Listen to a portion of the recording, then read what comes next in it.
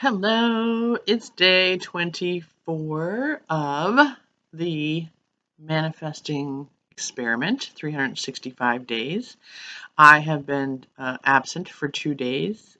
We've had major storms here. It's not why I'm absent. I've been absent because the 22nd, the 22nd, and I'll probably do one of these later for the day today. I'm doing it early because I'm trying to make up for the 22nd and 23rd, which I did not do anything. I'm at a friend's house, and I went out on the 22nd and was going to do my video and got home at 10:30, 11 o'clock at night after being out. So I was like, can't do it now, do it tomorrow. And yesterday, no reason. I had a couple doctor's appointments. It was snowing all day, and so I just chilled. And by the time I went to go do a video, it was 10 o'clock at night again, and I was like, I'm too tired. So, talking about manifesting, I've been listening to a couple of um, people online, and yesterday, one of the folks I listened to, his name is kylecease, and he is really fantastic. But he was kind of talking about how I've been relating to, like the other day I got on and I said, I'm afraid to say what I'm thinking that might be adverse to manifesting. But it's really, I have feelings that I want to talk about, and it's like, how do you submerge your feelings? And he talked yesterday about ego and how we have negative aspects of our ego um, that want to take center stage and have needs, and our egos want stuff. And so we have some negative aspects that circulate within our bodies, and then someone will ask us, how are you doing? And there's one guy I know who, when you ask him how he's doing, he always, and I'm not gonna comment about what I think. He always says it's the best day ever, and I think, lucky you that you're having the best day ever, because I don't always have the best day ever every day. And but what I get from that personally is, if I say to you, if you ask me how I'm doing and I go, it's the best day ever, and it doesn't feel like I'm actually having the best day ever, like when I answer that question, when I'm having the best day ever. Like you can tell. Like you feel the energy in me, and you see the excitement, and you see the relaxed atmosphere that I'm having. My friend's dog's coming at me because I'm talking. No, you have to go lay down. So, um, it's just crazy because that's like, if I'm faking it, I'm faking it, and it comes out like I'm faking it. And so therefore, I'm not going to manifest a thing because I'm faking it. So I had to pick up because she's coming at me. So anyway, I really appreciated that, because this guy is definitely on the same path as me in terms of his manifesting and his digging into life, like digging into your soul, digging into what you really, clearing out the stuff on the inside so that the manifestations on the outside can follow suit. And I think that's really where I have been kind of challenging myself. I'll tell you guys, I'm going to look at this tomorrow too, my side. I don't know whether I'm supposed to look at the camera or at myself, because I don't know which one looks like I'm actually talking to you. So I find myself talking to the eyeball camera the whole time, because I want to make sure I'm talking to you and to myself, if when I go back through this history of all this. Anyway, that was an aside. So back to, um,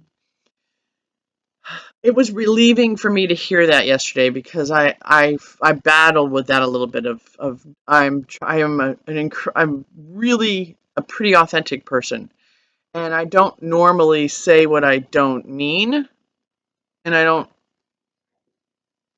say it mean. I can be mean, but I'm not typically mean. And I really have a good spirit, like with people asking me questions, or even if I'm mad at somebody. I'm not really trying to say something to be mean. I'm really trying to say something to open up a conversation, to make an improvement and resolve an issue. And the recipients of what we say and do are not our issue. It doesn't mean it's not hard to cope with it, because people will read you wrong and not really understand what you're trying to say or do or be helpful. So when we're trying to manifest things, some of the suggestions are to be quiet about what you're trying to manifest, because you get reinforcement from others that doesn't feel very reinforcing. And you'll get, example. And I love it. I mean, I'm not upset about it. I just, talking to my dad, I love my dad so much. And I was talking to him, and he's kind of a negative guy at times. I'm being nice. But one of the things that, I talk about moving. I talk about moving overseas I'm available to do it now. I have the ability, and whatever else goes along with that, to be able to do it. And so I'm working on getting the dog over, and that's part of my trying to figure out how to do things, because I can't necessarily bring the dog on a plane because she may not fit under the seat, because she's a little bit too big. So we're talking about other means of travel to get over there. And one of the a cruise line. I'm thinking about taking a cruise line. But anyway, one of the things so I'm telling my dad, I've been talking to him about the fact that I'm thinking about going over to the UK, and because I could stay there for 6 months without a visa.